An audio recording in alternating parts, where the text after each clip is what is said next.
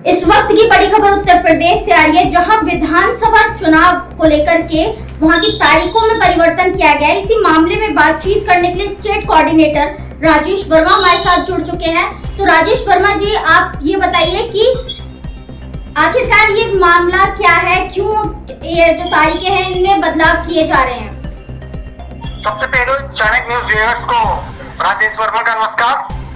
अब यूपी उपचुनाव में वोटिंग की तारीख में चुनाव आयोग ने परिवर्तन कर दिया है, क्योंकि 9 विधानसभा सीटों पर अब 20 नवंबर को वोट डाले जाएंगे। पहले वोटिंग की डेट 13 नवंबर थी।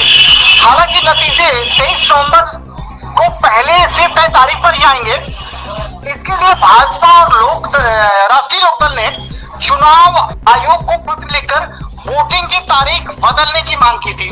भाजपा ने कहा था कि 15 नवंबर को कार्तिक पूर्णिमा का स्नान पर्व है।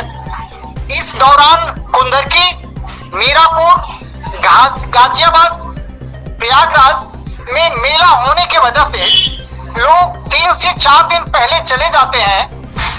अगर 13 नवंबर को वोटिंग हुई तो बड़ी संख्या में लोग वोट नहीं डाल पाएंगे, लिहाजा मतदान 20 नवंबर को कराना ठीक होगा।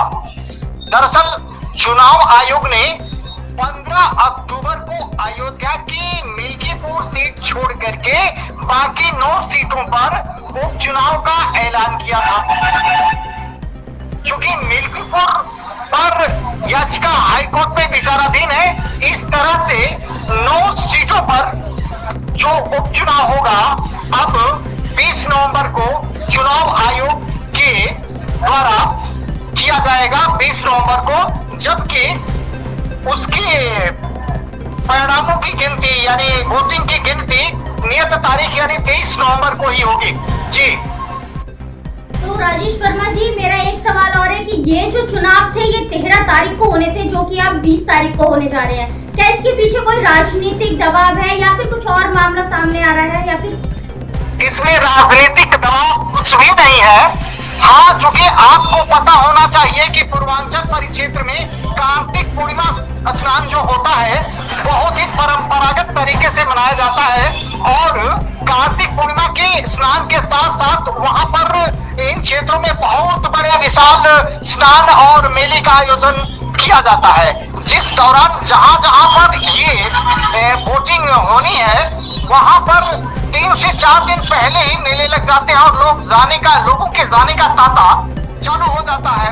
क्योंकि 13 नवंबर को यदि वोटिंग होगी तो वहां पर पहले से ही 15, क्योंकि आपको पता है कि 15 नवंबर को कार्तिक पूर्णिमा है और लोग 2-3 दिन पहले से ही जाना प्रारंभ कर देते हैं, तो वहां पे लोग कार्तिक पूर्णिमा के स्नान में व्यस्त हो जाएंगे, आने जाने में व्यस्त हो जाएंगे, जिस वजह से भाजपा और अन्य राष्ट्रीय लोकदल ने चुनाव आयोग को पत्र लिखकर के सिफारिश किया था कि कार्तिक पूर्णिमा के स्नान को ध्यान में रखते हुए 13 नवंबर के बजाय वोटिंग 20 नवंबर को कराया जाए तो उचित रहेगा, जिसमें सारे वोटर अपने मतों का प्रयोग कर सकते हैं। बस यही कारण है, इसमें कोई राजनीतिक दबाव या राजनीतिक इस प्रकार का किसी प्रकार का वो नहीं है।